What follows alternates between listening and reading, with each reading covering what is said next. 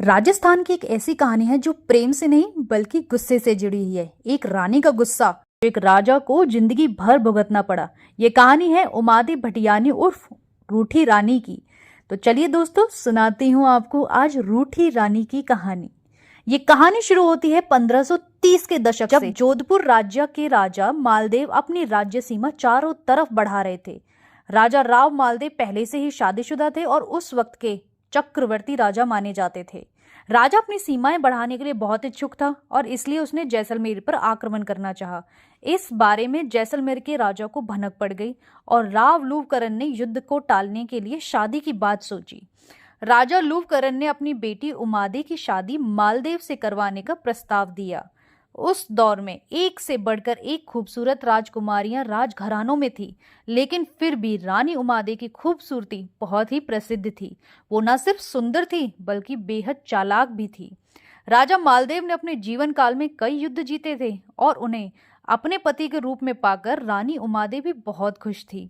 शादी की रात को जैसलमेर के राजा ने बारातियों के स्वागत के लिए बहुत से इंतजाम किए।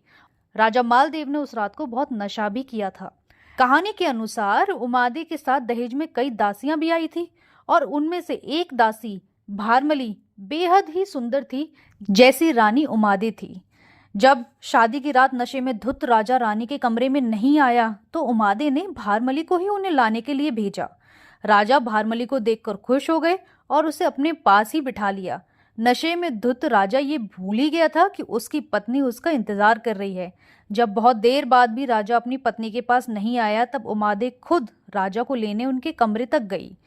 वहां उन्होंने राजा को दासी के साथ देख लिया और उन्हें ये अपने आत्मसम्मान पर ठोस लगी। उन्होंने राजा की इस हरकत पर उन्हें सजा दी। राजकुमारी उमादे ने राजा को अलगाव की सजा दी। रानी ने उसी वक्त अपने आत्मसम्मान को ऊपर रखा और राजा से कहा, तुम मेरे लायक नहीं हो। उन्होंने अपने घर में ही रहने का फैसला किया और वो अपने घर पर ही रह गई। जब सुबह राजा का नशा उतरा तो उन्होंने रानी से माफी मांगने की बहुत कोशिश की, लेकिन रानी नहीं मानी। रानी ने जिंदगी भर राजा का मुंह नहीं देखा, पर रानी ने एक पत्नी के रूप में सारे रस्म रिवाज निभाए और राजा की मृत्यु के बाद सती होकर अपनी जान दे दी। उन्होंने अपनी पूरी जिंदगी रूठे हुए ही बिता दी, इसलिए उनका नाम रूठी रानी के नाम से प्रसिद्ध हो गया। रूठी रानी की ये कहानी आपको कैसी लगी हमें जरूर बताइए। जब भी आप राजस्थान घूम कर आए तो रूठी रानी का महल जरूर देख कर आइए।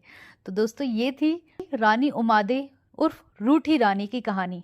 कैसी लगी आपको हमें कमेंट सेक्शन में जरूर बताइए। नेक्स्ट हम मिलेंगे एक और बड़ी ही इंटरेस्टिंग कहानी के साथ। Thank you.